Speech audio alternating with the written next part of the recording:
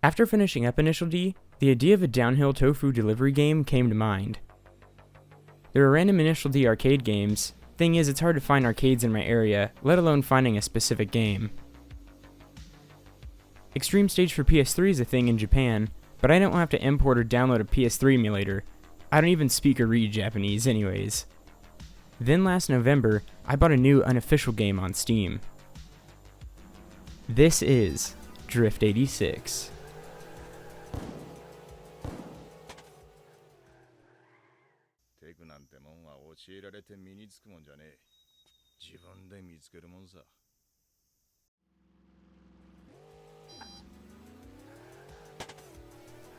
I recommend hopping in single player and loading up the free drift map to get some practice in. Controls are simple WASD for basic movement.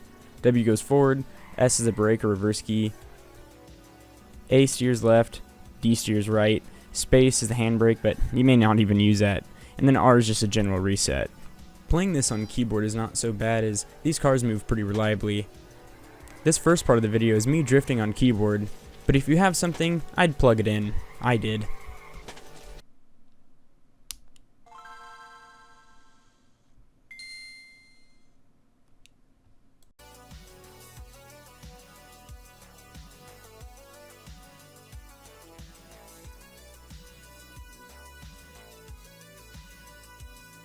Now in a normal race, it's all about who comes first wins, but not in Drift86. You see, in Drift86, all that matters is drifting. The more you drift, the more points you get, and if you hold a drift long enough, you get a multiplier. Eventually, you'll be there at the top with a 9 times multiplier. And then, you'll hit a wall and lose it all.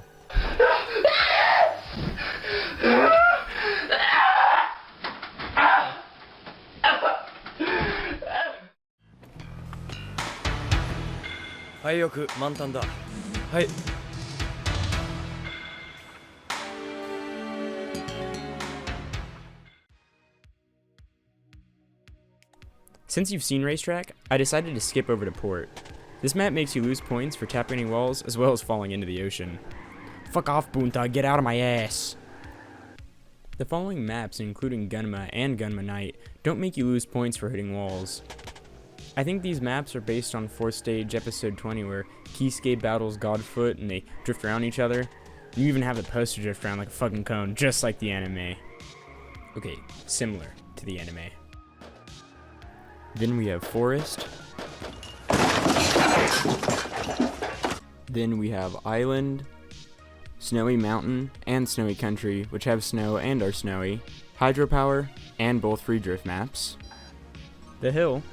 It's one of the ones that was added as of last update, and I like that you can do this.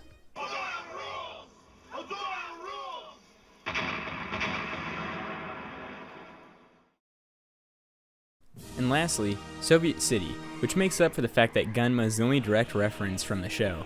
Because what makes up for bad design? Fucking communism.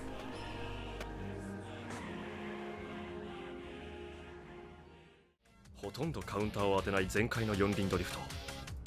あれがどんなにすごいことかわかるか。奴は86という車を限界領域でまるで自分の手足のようにコントロールできるんだ。俺でもあそこまでは。I normally stick to my 2 different EGs or Subi and keep them stock, but you can change the presets by clicking on each of the different stat bars. And some of the cars even have different resprays. Knight Rider. If you couldn't tell by the knockoff names, the game doesn't have licensing to use the actual cars by name. They even made a knockoff 2019 AE86. Takumi, that's one hell of a tofu delivery car, brother. Yeah. There's a total of 18 cars. Some like the Vez, Sunline, TG, Muscle Car never appear in the show. Others like the 2 EGs Imprezzo, GT, XR, X13, Supra, Eva, and 6GE, all cars based straight from Initial D. Each model is going to slide differently, some will feel heavier, harder to control, and it takes practice, but driving a new car isn't too difficult. So now that you got a ride, I think it's time to wrap things up. 小さなステージに満足するなよ。広い世界に目を向けていけ。藤原拓海、お前は早かったよ。また会おう。The Why I Play series is my version of a review, and it's going to be about games that I love playing. The $2 price tag piqued my interest, and now I'm hooked drifting corners in this arcade racing game. I know my love for this game comes from the fact that, well, yes, I'm a weeaboo. I mean, seriously, all my transitions were initial D quotes, but with no single player story, no official cars, no huge multiplayer base, and no workshop, I rate Drift86 2 out of 5. Really, adding a Steam workshop would probably make this game 4 to 5 stars, but that's just something we'll have to wait for. Now that I explained why I played Drift86, I think it's time to talk about some drama, or conspiracy. I'll lay it out. Rewind App develops and publishes games, and all games made by Rewind App are actually all super cheap. 19-year-old baguette developer. I'm French! Why do you think I have this outrageous accent, you silly king? This Frenchman has made famous games like Unturned, Call of Duty, PlayerUnknown's Battlegrounds, Little Big Planet, and Hentai Forest. I just wanted to point out that this may be one French dude making all these games, and that his ideas may not be so original. Also, one thing to bring up is that I found Drifted Games, some auto website that also has free games on it. Either way, there's some shady shit going on here. The problem is, My Stunt Life, Real Drift, and Drift86 have copies made on this free website. The good news is that Drift86 from Rewind App is actually good, and most of these free Flash games or Unity games suck. I tried researching this more, but I don't have much info on either creators. There seems to be lots of copies of Drift86, making me question if it is truly the original. I just wanted to note that there may be some scandal here before you think that this game was an original idea, but I took it upon myself to contact the Drifted team. It's only a game. Why you have to be mad? So when I hear back, I'll have to let you know what was said.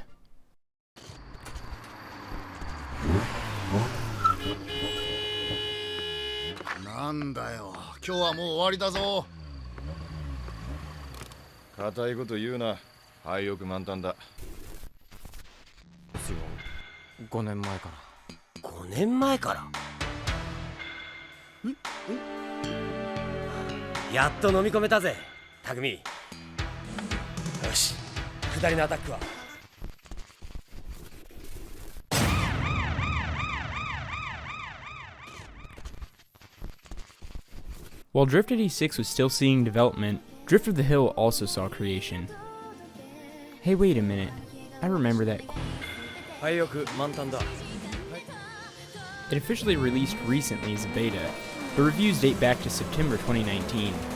There's no multiplayer, no points to collect from drifting, and no points for even racing. Hell, the game doesn't even have bots to race. Drift of the Hill, or DOTH, only offers a driving experience. With the limited options, you really need to make the game for yourself.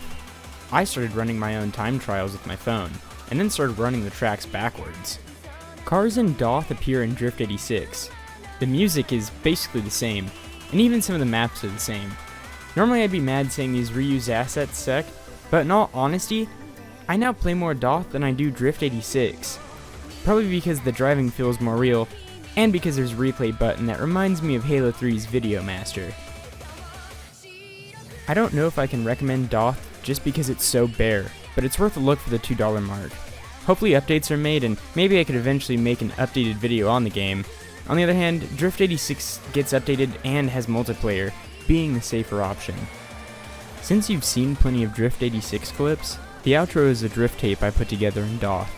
I really wanted to keep this video copyright friendly, but having no Eurobeat playing during a video related to Initial D is a crime. After watching a couple episodes again, I decided I still wanted to keep this video copyright friendly, but make a separate drift tape with the good shit playing. Thank you guys for making it this far to the end. I hope you guys enjoyed the drift tape. It's for my fellow fanboys, and link for the new drift tape will be in the description once it's out. Thank you for watching, and please consider subscribing.